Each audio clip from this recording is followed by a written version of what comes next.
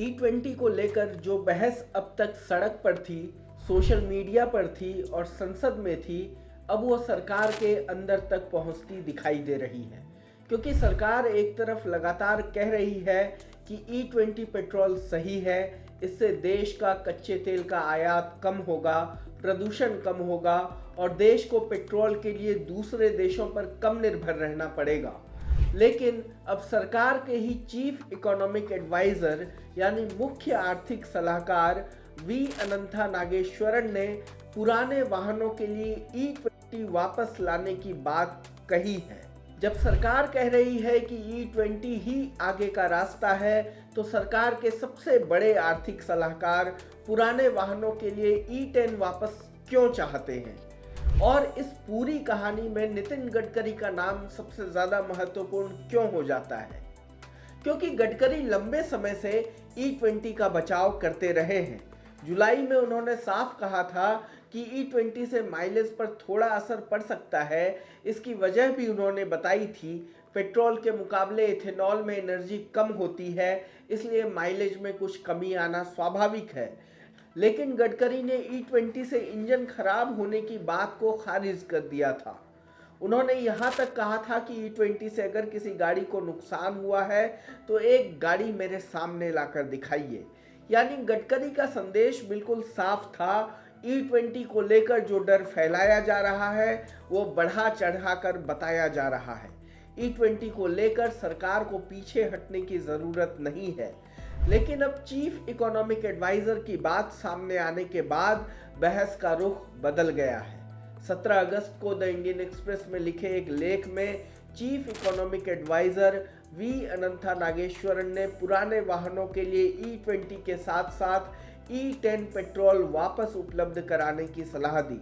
नागेश्वरन ने E20 को बंद करने की बात नहीं कही है, ये बात समझना बहुत जरूरी है। उन्होंने कहा कि E20 अपनी जगह चलता रहे, लेकिन पुराने वाहनों के लिए E10 का विकल्प भी वापस दिया जाए। इतना ही नहीं, अपने लेख में आगे उन्होंने इसका कारण भी बताया कि ऐसा करना क्यों जरूरी है। उन्होंने कहा कि भारत में करोड़ों पुराने दोपहिया वाहन हैं। नागेश्वरन के मुताबिक 7.5 से 8 करोड़ दोपहिया वाहन ऐसे हैं जो पुराने स्टैंडर्ड्स के हिसाब से बने हैं। इनमें बहुत से वाहन E20 के लिए डिजाइन नहीं किए गए थे। पुराने गाड़ियों में कार्बोरेटर होता है और पुराने रबर सील्स होते हैं। फ्यूल सिस्टम में कुछ हिस्से ऐसे भी हो सकते हैं जो ज़्यादा इथेनॉल ब्लेंडिंग के लिए तैयार नहीं है। अब यहाँ एक फ़र्क समझिए। नागेश्वरन ये नहीं कह रहे हैं कि E20 डालते ही पुरानी गाड़ी का इंजन खराब हो जाएगा। उनकी चिंता ये है कि लंबे समय तक ज़्यादा इथेनॉल वाले फ्यूल के इस्तेमाल से पुराने वाहनों में कंपैटिबिलिटी की समस्या आ सकती है और इन 7.5 से 8 करोड़ वाहनों को एक साथ अपग्रेड करना आसान काम नहीं है। इसलिए उनका कहना है कि जब तक पुराने वाहनों को E20 के हिसाब से तैयार नहीं किया जाता, तब तक उन्हें E10 का विकल्प क्यों नहीं दिया जाए।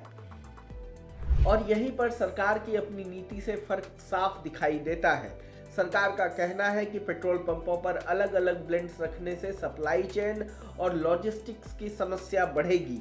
अगर E10 भी रखना है, E20 भी रखना है और दूसरे ब्लेंड्स भी रखने हैं तो अलग अलग स्टोरेज और डिस्ट्रीब्यूशन व्यवस्था करनी पड़ेगी। सरकार इसलिए E20 को स्टैंडर्ड फ्यूल बनाए रखने के पक्ष में है। लेकिन नागेश्वरन का तर्क कंज्यूमर चॉइस का है। जिसकी गाड़ी E20 के लिए बनी है वो E20 डाले, जिसकी गाड़ी पुरानी है उसे E10 का विकल्प मिले।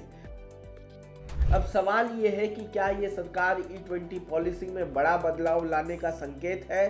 फिलहाल ऐसा कहना जल्दबाजी होगी, क्योंकि नागेश्वरन ने खुद अपनी राय को पर्सनल व्यूज बताया है।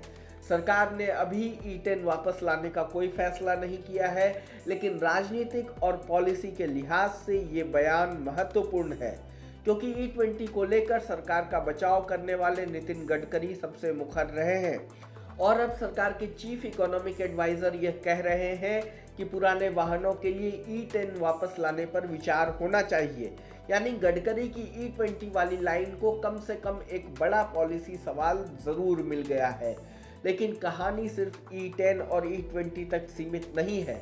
नागेश्वरन ने E20 के बाद E27 और E30 की तरफ बढ़ने को लेकर भी सावधानी बरतने की बात कही है और यह मामला सीधे आपकी गाड़ी से निकलकर आपके खेत तक पहुंच जाता है, क्योंकि इथेनॉल बनाने के लिए गन्ने के अलावा मक्के जैसी फसल का भी इस्तेमाल बढ़ रहा है। अब अगर इथेनॉल की मांग लगातार बढ़ती है तो सवाल ये है कि खेती की ज़मीन और पानी का इस्तेमाल कितना फ्यूल के लिए होगा और कितनी फूड के लिए। यही है फूड वर्सेस फ्यूल का सवाल। आज हम पेट्रोल की टंकी भरने की बात कर रहे हैं, लेकिन कल सवाल ये हो सकता है कि जिस फसल से इथेनॉल बन रहा है उसका इस्तेमाल खाने के लिए ज़्यादा ज़रूरी है या फ्यूल बनाने के लिए। नागेश्वरन इसलिए E27 और E30 जैसे अगले कदमों से पहले फूड, फीड, वाटर और फ्यूल चारों का हिसाब लगाने की बात कर रहे हैं। तो फिलहाल तस्वीर ये है, सरकार कह रही है E20 नीति जारी रहेगी, नितिन गडकरी E20 का खुलकर बचाव कर रहे हैं और सरकार के चीफ इकोनॉमिक एडवाइज़र कह रहे हैं कि पुराने वाहनों के लिए E10 वापस लाने में कोई बुराई नहीं है।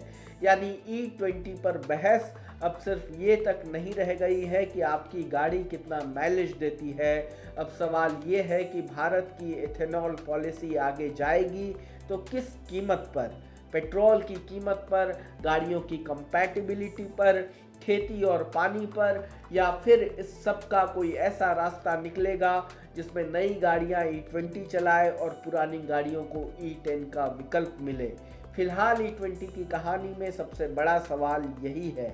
सरकार E20 पर आगे बढ़ रही है, लेकिन क्या अब उसे पीछे मुड़कर E10 के लिए भी रास्ता बनाना पड़ेगा?